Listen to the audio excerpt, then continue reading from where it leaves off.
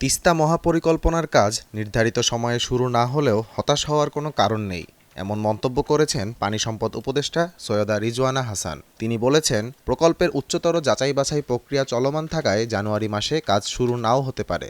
তবে চীন ও বাংলাদেশ সরকার উভয়েই এই প্রকল্প বাস্তবায়নে দৃঢ়ভাবে প্রতিশ্রুতিবদ্ধ।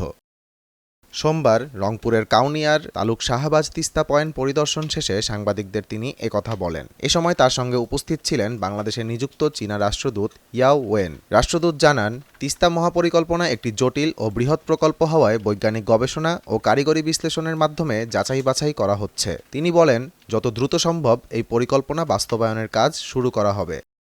রিজওয়ানা হাসান আরও বলেন, আগের যে কোনো সময়ের তুলনায় এবার প্রকল্পটি আরও পরিকল্পিত ও স্বচ্ছভাবে এগোচ্ছে। জাতীয় ও স্থানীয় পর্যায়ে গণশুনানি ও বিশেষজ্ঞদের মতামত নেওয়ার পরই প্রকল্পটি চীনে পাঠানো হয়েছে। তিনি সাংবাদিকদের হতাশা ছড়ানোর পরিবর্তে আশাবাদী হওয়ার আহ্বান জানিয়েছেন। পরিদর্শনকালে পানি উন্নয়ন বোর্ডের কর্মকর্তা ও চীনের বিশেষজ্ঞ টিম তিস্তা নদীর বর্তমান পরিস্থিতি সম্পর্কে উপদেষ্টা ও রাষ্ট্রদূতকে অবহিত করেন। আহমদ জামিল হক, নয়াদিগন্ত।